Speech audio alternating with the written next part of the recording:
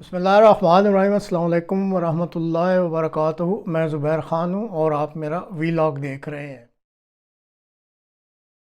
میں نیزا لیے گھوڑا دوڑاتا یہ شخص نواب عطا محمد خان ہے، جو 80 سال کی عمر تک گھوڑے کی پیٹھ پر رہا۔ دیکھنے میں ایک شفاق نواب لگتا تھا، مگر عملاً ایسا نہیں تھا۔ ساری زندگی گھڑ دوڑ، نیزہ بازی اور مشرقی روایات کے بہت بڑے فداکار رہے۔ ایچیسون اور آکسفورڈ کے زمانہ طالب علمی میں کلاس کی حد تک کوٹ پتلون پہنا، اس کے علاوہ پوری زندگی شلوار قمیض اور پگ کے سوا کچھ نہ پہنا۔ خود جدی پشتی نواب ہی نہ تھے بلکہ نواب آف کالا باغ کے داماد بھی تھے۔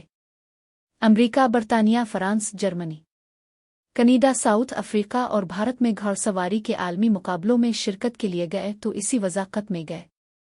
آکسفورڈ سے گریجویشن میں گولڈ میڈلسٹ ہو گئے تو کانووکیشن میں اسی وضاقت کے ساتھ پہنچ گئے۔ یونیورسٹی انتظامیہ نے ڈریس کوڈ کا اصول پیش کر کے لباس بدلنے کا کہا تو انکار کر دیا۔ مینجمنٹ نے کہا اگر یہی پہنے رکھنا ہے تو پھر ڈائس پر آ کر ملکہ معظمہ سے گولڈ میڈل نہیں لینے دیا جائے گا۔ جواب دیا تو نہ دیں گولڈ میڈل، مگر لباس تو یہی رہے گا۔ تقریب کے دوران میڈلز لینے والے طلباء میں ان کا نام بھی پکارا گیا تو یہ اپنی نشست پر کھڑے ہو گئے اور ملکہ کو مخاطب کر کے کہا میں یہاں پنڈال میں موجود ہوں، لیکن مینجمنٹ کہتی ہے کہ اپنے قومی لباس میں ڈائس پر مت آنا۔ ملکہ ایلزبتھ نے جواب دیا اگر یونیورسٹی کا اصول یہی ہے تو پھر میں پنڈال میں آ کر آپ کو گولڈ میڈل دے دیتی ہوں۔ اور یوں طالب علم عطا محمد خان کو گولڈ میڈل دینے ملکہ اس کی سیٹ پر آئے۔ جب سے ہم نے اپنی روایات چھوڑ دے، ہم مسلسل تباہی کی طرف جا رہے ہیں۔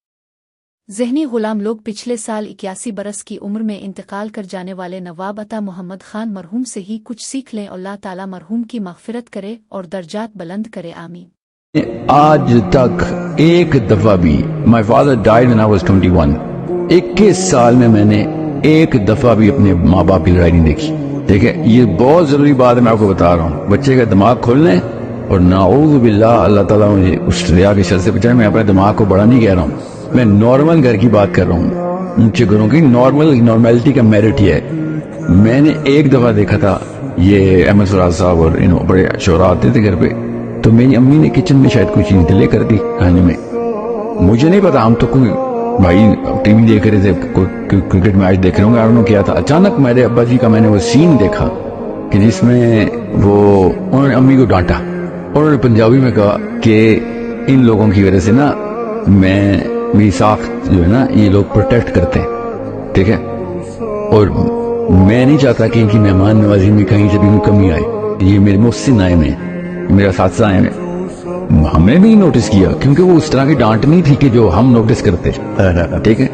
مگر اگلے دن صبح کیا واقعہ ہوا، ہم تینوں بھائیوں کو ابا جی نے بیڈ روم میں بلایا ہوا تھا، ہم کھڑے ہوئے تھے، اب امی بیڈ پہ بیٹھی ہوئی تھی، ابا جی کھڑے ہوئے تھے، اور ابا جی نے ہمیں بلا کے کہا کہ میں کیمرے نے بتا رہا آپ کو دس از اے نارمل ہاؤس ہولڈ۔ ابا جی نے کہا کہ تم لوگوں کے سامنے تمہاری ماں کے ساتھ اونچی آواز میں بات کی، اس لیے تم لوگوں کے سامنے ہی تمہاری ماں سے معافی مانگوں گا، جو غلطی جہاں پہ ہو جس لیول کی ہو اسی لیول کی تلافی۔ ہاں اس وقت ہمیں پتہ چلا کہ کل کوئی واقعہ ہوا تھا، ورنہ تو میں نوٹس ہی نہیں کیا تھا۔ اور میری امی ایمبیرسمنٹ میں تھی کہ آپ کیا کر رہے ہیں، یہ ان لوگوں کو یہ بہت ضروری ہے۔ باپ سکھاتا ہے کہ عورت کی کیا عزت ہے، ماں نہیں سکھاتی عورت کی عزت کیا ہے، باپ سکھاتا ہے بیویوں کے ساتھ کیسے ٹریٹمنٹ کرنی ہے۔